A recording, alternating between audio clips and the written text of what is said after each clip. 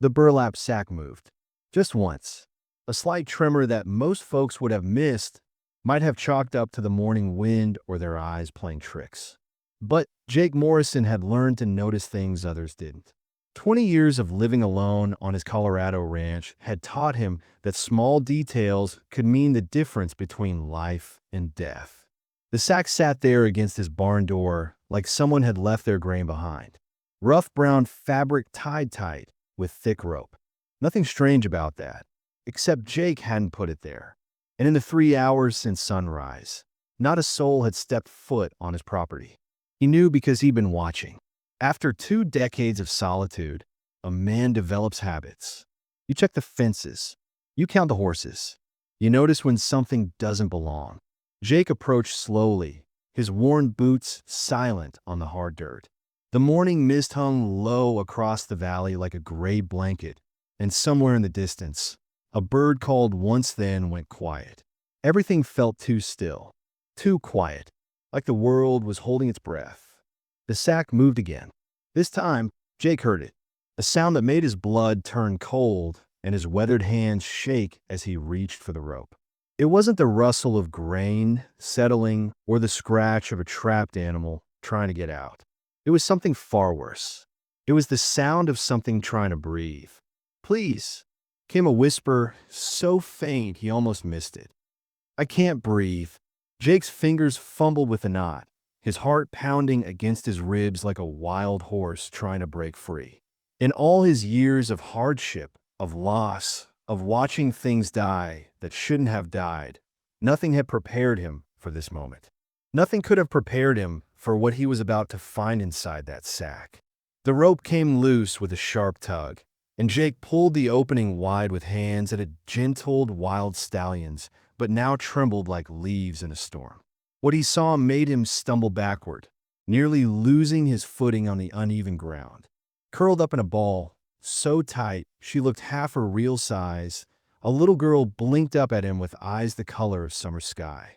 Her dark hair stuck to her small forehead with sweat and terror, and her tiny fists clutched a rag doll that was missing one arm. She couldn't have been more than 5 years old, maybe younger, but it was her breathing that stopped Jake's heart cold. Short, desperate gasps like a baby bird fallen from its nest. "Easy there, little one," Jake whispered, dropping to his knees in the dirt. His voice came out rougher than he meant it to. 20 years of talking mostly to horses and cattle had left him rusty with people, especially children. "You're safe now. I promise you're safe." The child flinched when he reached toward her, pressing herself deeper into the corner of that terrible sack. Her lips had a bluish tint that Jake recognized from sick animals, and he realized with growing horror that she'd been trapped in there for who knows how long. Hours maybe longer. "I'm not going to hurt you," he said, keeping his voice as soft as he could manage. "What's your name, sweetheart? Can you tell me your name?" The little girl's mouth opened, but only a wheeze came out. Her chest rose and fell in quick, shallow movements that told Jake she was in real trouble. He'd seen enough dying calves to know when something was fighting for air and losing the battle. "All right, darling. I'm going to lift you out of there, real gentle-like. Don't be scared." She didn't fight when he scooped her up, and that worried him more than if she had. She felt light as a feather in his arms, like she hadn't been eating regular meals. Her head fell against his shoulder, and he could feel each labored breath against his neck. Jake had never moved so fast in his life. He carried her into his cabin, kicking the door open with his boot and heading straight for the main room, where the fireplace kept things warm. The cabin wasn't much to look at. Just basic furniture, a few pictures on the walls, everything neat and clean, but without a woman's touch. Jake had been alone so long he'd forgotten what it felt like to have someone else under his roof. He laid the child down on his old leather couch, grabbing every blanket he could find. She was shivering now, her whole tiny body shaking like a leaf.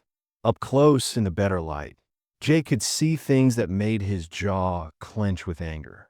Bruises on her thin arms, dirt under her fingernails like she'd been digging or clawing at something. And worst of all, the way she curled up tight whenever he moved too fast, like she expected to be hit. "What happened to you, little one?" Jake murmured, more to himself than to her. "Who did this to you?" The girl's eyes followed his every movement, wide and watchful. She clutched that broken rag doll like it was the only friend she had in the world. When Jake brought her a cup of water, she drank it like she hadn't seen liquid in days. Some color started coming back to her cheeks, but her breathing was still all wrong. Quick and shallow and scared. Jake had delivered plenty of foals and calves in his time, had doctored sick animals through long nights, but this was different. This was a child. A little human being who someone had stuffed in a sack like garbage and left at his door. The thought made him so angry he had to step outside for a minute to cool down. When he came back in, those blue eyes were still watching him. Still afraid, but maybe a little less than before. Jake sat down in the chair across from the couch, keeping his distance so she wouldn't feel trapped. "You're going to be okay," he said quietly. "Whatever happened before, whoever hurt you, it's over now. You understand me? Nobody's going to hurt you while you're here." The little girl blinked once, slow and deliberate. Then, in a voice barely above a whisper, she spoke her first real words. They said I was cursed. Jake felt something cold settle in his stomach. "Who said that, sweetheart? Who told you such a terrible lie?" Jake's heart nearly stopped when he saw what happened next. The little girl tried to sit up, tried to say more, but suddenly her breathing got worse. Much worse. Her chest started heaving like she was drowning in air that wouldn't come. Her lips turned that scary blue color again, and her eyes went wide with pure panic. "Easy, easy," Jake said, moving toward her, but she started thrashing around on the couch, fighting for air that just wouldn't fill her lungs. The broken rag doll fell to the floor as her small hands clawed at her throat. Jake had seen animals in distress before, but this was different. This was a child suffocating right in front of him, and he had no idea what to do. He scooped her up, feeling how her whole body was rigid with fear. "Breathe, sweetheart. Just breathe." But she couldn't. Whatever was wrong with her lungs, the fear was making it 10 times worse. Jake's mind raced through everything he knew about sickness, about healing, about keeping things alive when they wanted to die. Then he remembered his mother. Before she passed, when he was just a boy, she used to help folks in town when they got sick. He could almost hear her voice. "Steam opens the lungs, Jake. When someone can't breathe, you give them warm, wet air."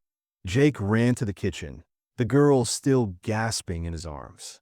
He put a big pot of water on the stove and cranked up the heat as high as it would go. While he waited for it to boil, he grabbed every towel he could find. The child was getting weaker, her struggles becoming less frantic but more desperate. That scared him more than the thrashing had. "Stay with me, little one," he whispered, carrying her back to the main room. "Don't you give up on me now." When the steam started rising from the pot, Jake draped a large towel over both their heads, creating a little tent. He held her close and let the warm, moist air surround them. For a few terrifying minutes, nothing happened. The girl's breathing stayed shallow and wrong, her body still tense with panic. Then, slowly something changed. Her chest started moving a little easier. The blue color began fading from her lips. Jake felt her small body relax slightly against him, and he realized he'd been holding his breath too. "That's it," he murmured. "That's better." They stayed under that towel for what felt like hours, but was probably only 20 minutes. Jake kept talking to her in a low, calm voice, telling her about the horses in his pasture, about the wildflowers that grew near the creek, about anything peaceful he could think of. Gradually, her breathing became more normal. When Jake finally lifted the towel away, the girl's eyes met his. She was still scared, still fragile, but she was breathing. Really breathing. "Better?" he asked softly. She nodded, just barely. But it was the first response she'd given him that wasn't born of pure terror. Jake carried her back to the couch and tucked the blankets around her. He picked up the fallen rag doll and placed it gently in her arms. She hugged it tight, and Jake noticed how carefully she positioned it, like she was protecting something precious. "What's your name, sweetheart?" Jake asked again, sitting down in the chair across from her. I'd like to know what to call you. Emma, she whispered, her voice hoarse from the breathing attack. My name is Emma. Emma. That's a beautiful name. Jake smiled at her, the first real smile that had crossed his face in years. I'm Jake. This is my home, and you're welcome here as long as you need. Emma looked around the cabin with those big blue eyes, taking in the simple furniture, the fireplace, the pictures on the mantel. It's warm, she said, like warmth was something she hadn't felt in a long time. Always warm, Jake promised, especially in winter. Are you hungry, Emma? When's the last time you ate something? The question seemed to confuse her, like she had to think hard to remember. Yesterday, I think. Maybe before. Jake's anger flared again, but he kept it hidden. No child should have to guess when they last ate. He went to the kitchen and came back with some bread, butter, and a glass of milk. Simple food, easy on a stomach that might not be used to regular meals. Emma ate slowly, carefully, like she was afraid someone might take it away. Jake watched her and noticed other things that broke his heart. The way she kept looking at the door, like someone dangerous might come through it. How she flinched when he moved too quickly. The small scars on her hands and arms that looked like they came from rough treatment. Emma, Jake said gently, those people who called you cursed, were they your family? Her small face crumpled, and for a moment Jake thought she might start crying. Instead, she just nodded. My Uncle Silas. After Mama and Papa died, he said he had to take care of me. But he said I was cursed because of... She touched her chest, where her lungs were, because I can't breathe right sometimes.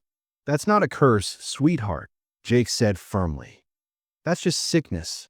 Lots of folks have trouble breathing. My neighbor's boy gets the same way when he gets excited or scared. There's nothing cursed about you. Emma looked at him like he'd just told her the sky was green. Uncle Silas said it was the devil in me. Said that's why my breathing gets bad when I'm scared. Jake had to clench his fist to keep from showing his anger. What kind of man tells a child she's got the devil in her for having breathing problems? Your uncle was wrong, Emma. Dead wrong. You're not cursed, and you're not evil.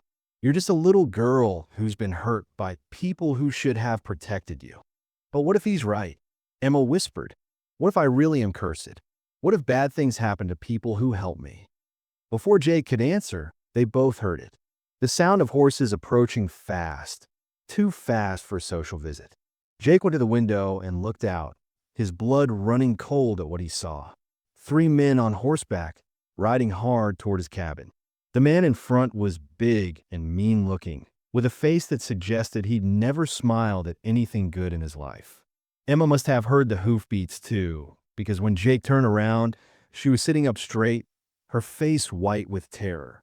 Her breathing started getting fast and shallow again. He found me, she whispered, clutching a rag doll. Uncle Silas found me. Jake moved fast. He grabbed Emma from the couch, feeling her small body start to shake as the sound of horses got closer. Her breathing was already getting worse again, those short, scared gasps that meant she was heading for another attack. Hide, Jake whispered, carrying her quickly to his bedroom. There was a big wooden chest at the foot of his bed, and behind it was just enough space for a small person to crouch down. Stay here, Emma. Stay quiet no matter what you hear, okay? Emma nodded, clutching her rag doll tight. Jake could see the terror in her blue eyes, but there was something else too. Trust. She trusted him to keep her safe, and that knowledge hit Jake harder than any physical blow ever could. The horses stopped right outside. Jake heard boots hitting the ground, spurs jangling, men talking in low, rough voices. He closed the bedroom door and walked to his front door, checking to make sure his rifle was within reach. In 20 years of living alone, Jake had learned that some conversations required backup. The knock came hard and loud, more like someone trying to break down the door than asking permission to enter. Jake waited a few seconds, then opened it. The man standing on his porch was everything Emma's frightened face had warned him about. Big, mean-looking, with cold gray eyes and a mouth that seemed permanently twisted into a scowl. His clothes were expensive but dirty, like he had money but no decency. The two men behind him looked like trouble for hire. Name's Silas Garrett. The big man said, not bothering with pleasantries. I'm looking for my niece. Little girl, about 5 years old. Someone saw her getting taken in this direction. Jake kept his face calm, even though his heart was pounding. Don't know anything about any little girl. Just been working my ranch, same as always. Silas stepped closer, and Jake caught the smell of whiskey and unwashed clothes. Now that's strange, because I put her in a sack this morning and left her where someone was bound to find her. Somebody with a soft heart and more kindness than sense. His eyes narrowed. You look like the type. The casual way he said it, like throwing away a child, was no different from discarding garbage, made Jake's blood boil. But he kept his voice steady. Sounds like you lost something important. Maybe you should be more careful with things that matter. Oh, she don't matter, Silas laughed, an ugly sound with no humor in it. She's cursed goods. Been nothing but trouble since the day she was born. Her breathing problems, her sickly ways.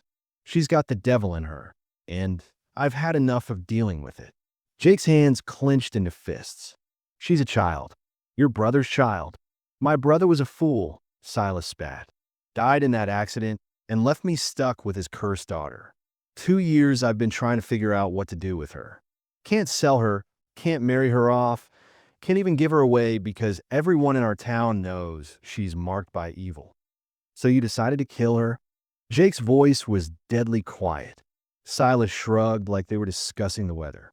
Figured nature would take its course. She can't breathe right when she gets scared, and that sack would have scared her plenty. Would have been a mercy, really. Quick and quiet. Jake had heard enough. His hand moved toward the rifle, but one of Silas's men was already reaching for his gun. Now, Silas said with a nasty smile. No need for violence. Just hand over the girl, and we'll be on our way. There's no girl here, Jake lied. Then you won't mind if we take a look around? Silas pushed past Jake into the cabin before he could protest. The two hired men followed, their hands resting on their gun handles. Jake's heart raced as they searched his small home.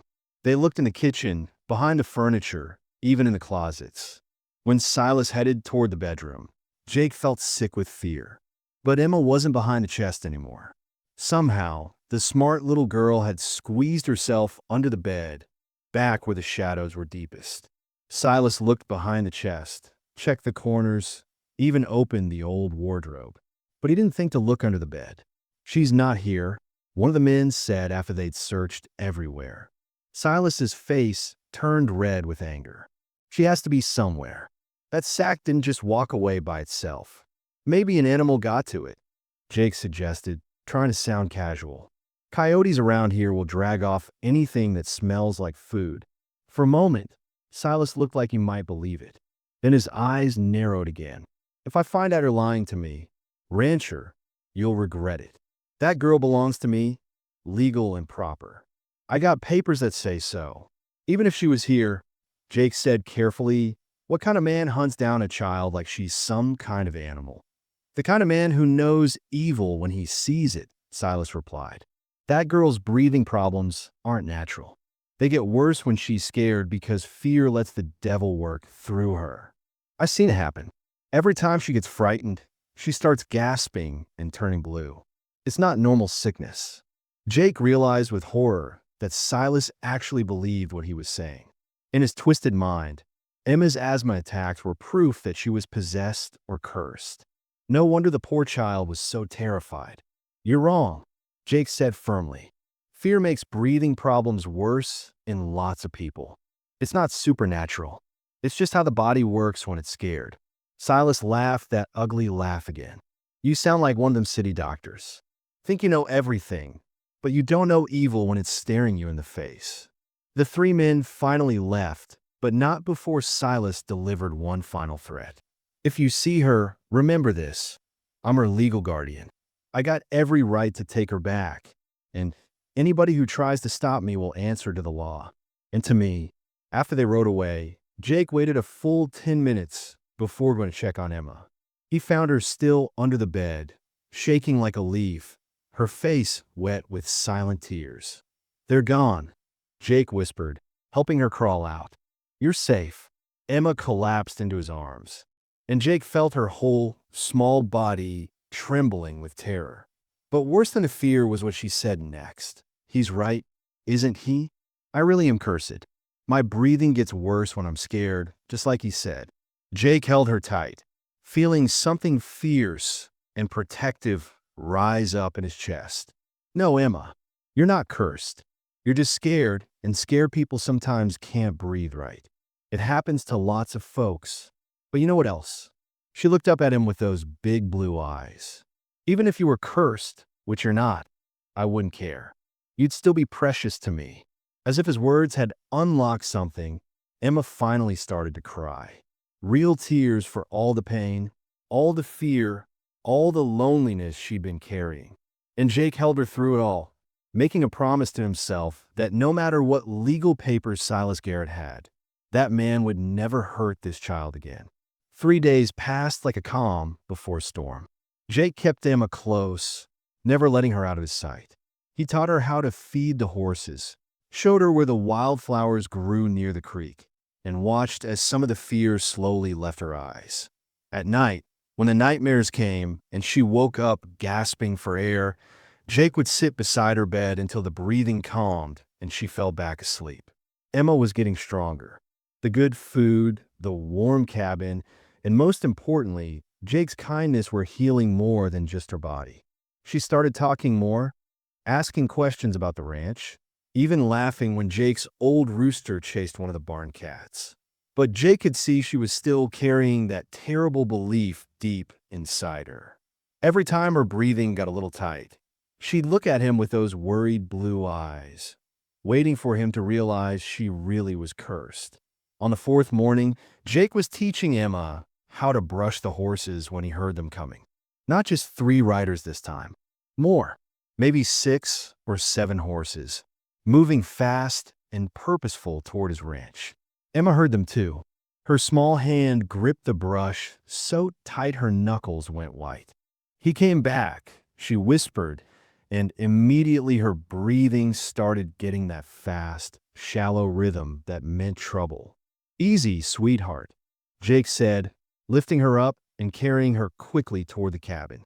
"Remember what we practiced. Slow breaths. Count with me. 1, 2, 3. But it was too late. The fear was taking over, and Emma's chest started heaving as she fought for air that wouldn't come. By the time Jake got her inside, her lips were turning that scary blue color again. Through the window, Jake could see them approaching.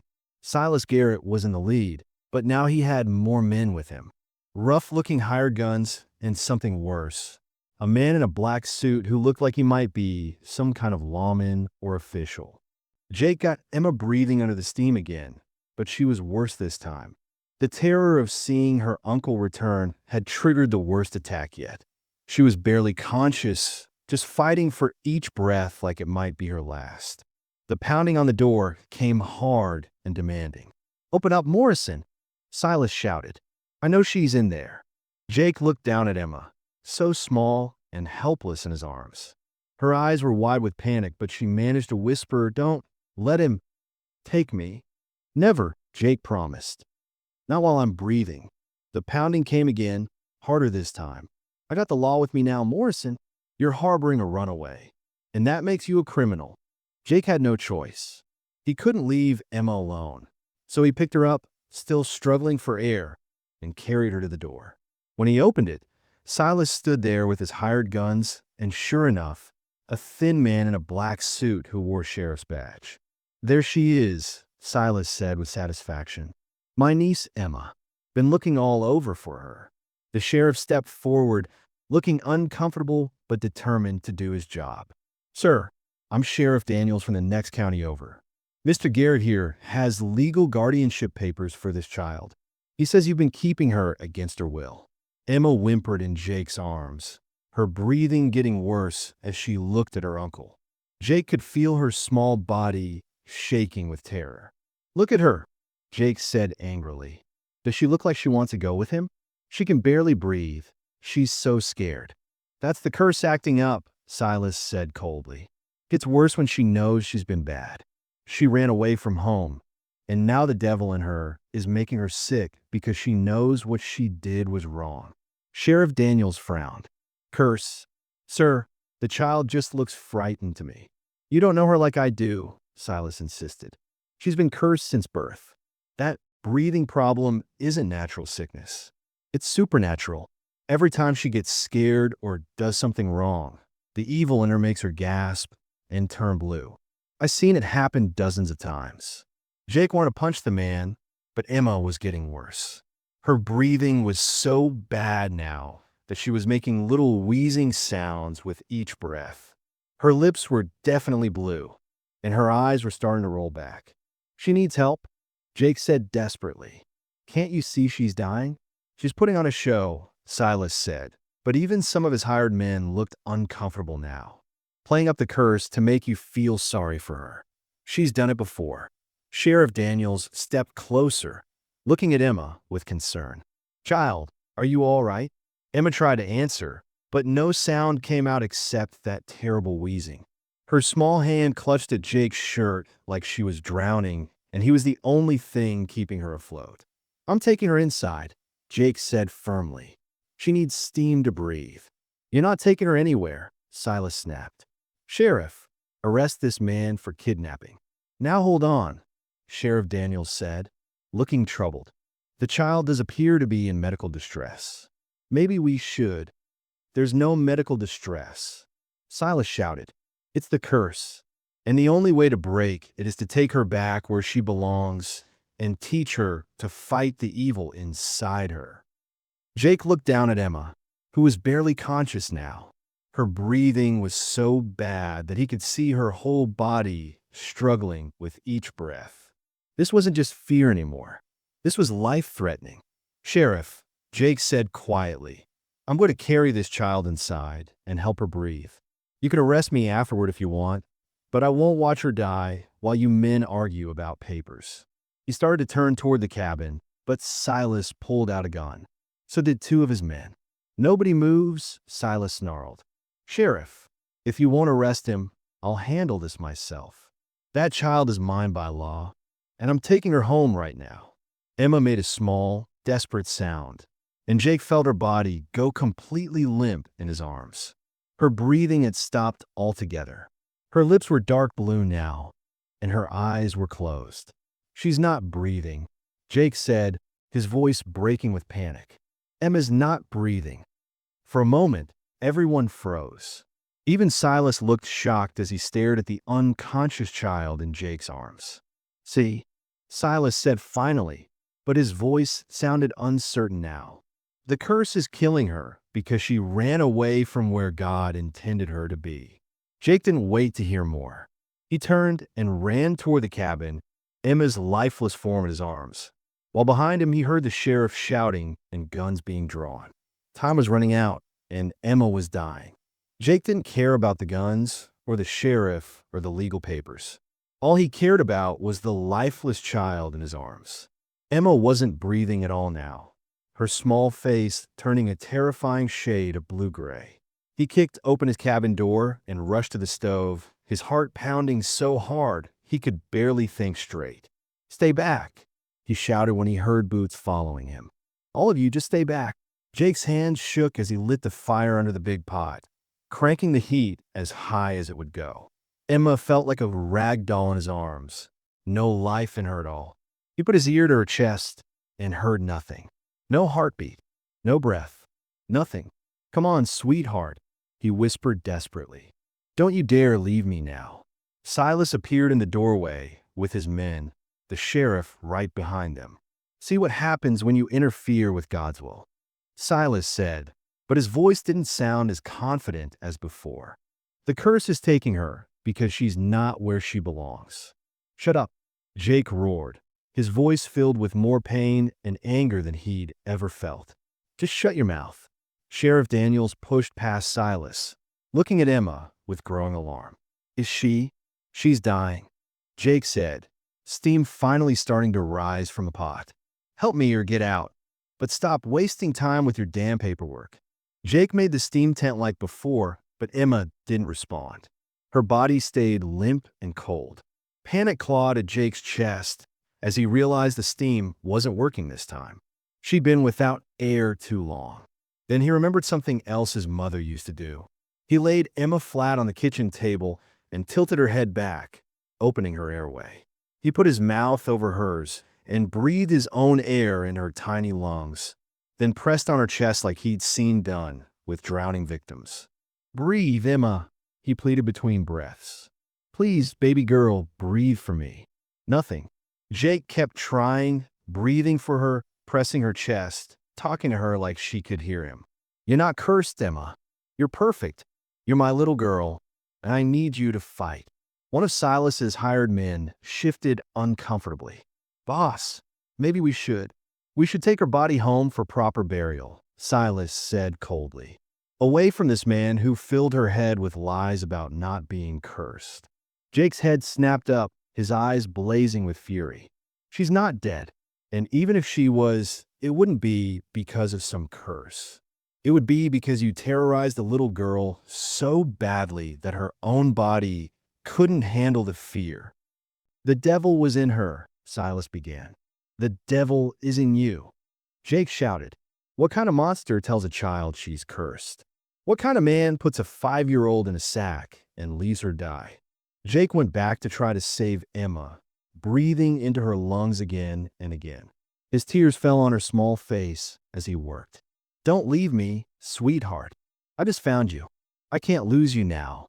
Sheriff Daniels stepped closer, watching Jake's desperate efforts. "How long has she been like this?" "Too long," Jake gasped between breaths. "Please, Emma. Please come back to me." Then, like a miracle, Emma's chest moved on its own. Just a tiny movement, but Jake saw it. He put his ear to her mouth and felt the faintest whisper of breath. "There," he cried. "She's breathing. Emma, can you hear me?" Her eyelids fluttered. Then, barely audible, came the most beautiful sound Jake had ever heard. Papa Jake." Jake's tears came harder now, but they were tears of relief and joy. "I'm here, baby girl. I'm right here." Emma's breathing was still weak and shaky, but she was alive. Her blue eyes opened and found Jake's face. Did I die?" "No, sweetheart. You're okay now. You're going to be fine." Silas stepped forward again, but this time Sheriff Daniels blocked his way. "Hold on there, Mr. Garrett. I want to hear what the child has to say." Emma saw her uncle and immediately tried to sit up, panic flooding her face. But Jake held her gently. "It's okay, Emma. Tell the sheriff what you told me.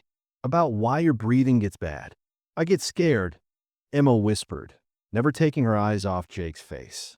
"When people yell or hit me or lock me up, I can't breathe right. Uncle Silas says it's because I'm cursed, but Papa Jake says it's just because I'm frightened." "Papa Jake," Sheriff Daniels repeated, looking between them. Emma nodded, her small hand finding Jake's. "He saved me from a sack. He makes me feel safe. When I'm with him, I can breathe better." "She's been brainwashed," Silas insisted, but his voice was getting desperate now. "This man has filled her head with lies. She belongs with family, not with some stranger who doesn't understand her condition." "I understand it perfectly," Jake said, his voice steady and strong. "She has breathing problems that get worse when she's scared or upset. Lots of people have the same thing. There's nothing supernatural about it. But you've convinced her she's evil, and that's the real curse here." Sheriff Daniels knelt down beside Emma. "Child, do you want to go home with your uncle?" Emma's breathing immediately got faster, and she gripped Jake's hand tighter. "Please don't make me go back. Please. He locks me in the cellar when I can't breathe. He says the darkness will drive the devil out." The sheriff's face went hard. "He locks you in a cellar?" "When the breathing gets bad," Emma nodded. "He says I have to stay there until the curse goes away. Sometimes for days. It's dark and cold, and I can't breathe even worse down there." "That's discipline," Silas said quickly. "The child needs firm guidance to fight the evil influence." "That's abuse," Sheriff Daniels said firmly. "And I've heard enough." He turned to his deputy. "Arrest Mr. Garrett for child endangerment and abuse." "You can't," Silas protested as the deputy moved toward him. "I have legal papers. She's mine by law." Those papers don't give you the right to torture a child, the sheriff said. And after what I've seen here today, I'll be recommending that a judge remove her from your custody permanently. As they put Silas in chains, he shouted one last threat. This isn't over. She's cursed, and everyone who helps her will pay the price. But Jake wasn't listening to Silas anymore. He was looking down at Emma, who was breathing normally now, safe in his arms. Papa Jake, she whispered. Yes, sweetheart. Can I stay with you? Forever. Jake's heart felt like it might burst with love and hope. If the judge says yes, there's nothing in this world I'd like more. Emma smiled then, the first real smile Jake had ever seen from her. And in that moment, he knew that whatever legal battles lay ahead, whatever paperwork needed to be filed, he would fight for this little girl with everything he had. She wasn't cursed. She was blessed. And so was he. 6 months later, the papers were finally signed. Emma Rose Morrison. That was her full name now.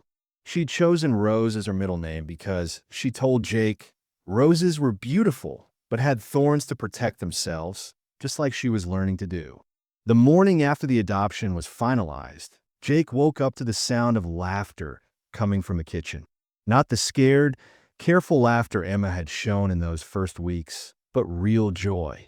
The kind of sound that filled up all the empty spaces in his old cabin and made it feel like a true home. He found her at the kitchen table, drawing pictures with the colored pencils he'd bought her in town. Her dark hair was braided neatly. She'd learned to do it herself, and she was wearing the yellow dress that Mrs. Henderson from the Mercantile had made specially for her.